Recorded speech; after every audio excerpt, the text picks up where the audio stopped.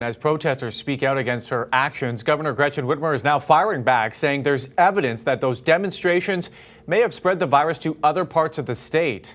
7 Action News reporter Kim Russell spoke to the governor this afternoon. Kim, what is her message?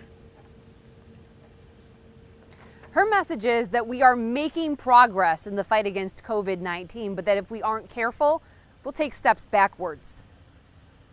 There is no question the COVID-19 crisis is having a negative economic impact on not just families and businesses, but the state. This week, state lawmakers warned that we're going to see billions of dollars less in sales tax and other tax revenue for the state as people are not out spending. Some warned it could force cuts of 10 to 30% in per pupil funding in schools. Governor Gretchen Whitmer said the situation is dire. We know it's going to be a big hit to our general fund and our school aid fund, and that's why we need Congress to move quickly. Protesters in Lansing are sending the message the governor needs to lift restrictions on businesses and gatherings to stop that financial pain. The governor said the problem is that if we see a second wave of COVID-19, the economy will suffer. COVID-19 is still present in 79 out of 83 of our counties. We are not out of the woods yet. She's calling on people to persevere and continue social distancing, offering hope.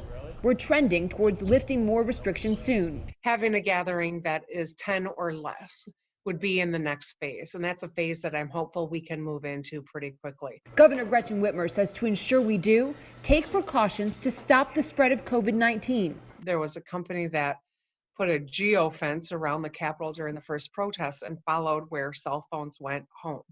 And it does appear to correlate with where we've seen some COVID activity spread. If you're unhappy and you want to protest, that I respect that.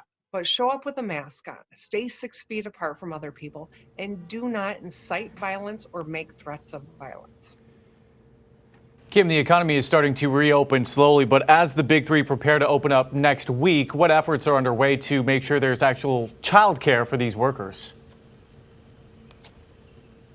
You know what? That's a really good question. Right now, the governor says she is planning to meet with governors in the region tonight over the phone to talk about what is being done in different states, what the best practices are, so that she can formulate a plan that is collectively thought of. We'll have more on that. And also, coming up on 7 Action News at 5:30, I spoke to the governor about the state settling with some students from Detroit Public Schools who sued, saying that they were denied their right to literacy. We'll have that story at 5:30. All right, we'll look forward to that, Kim. Thank you so much for that live report.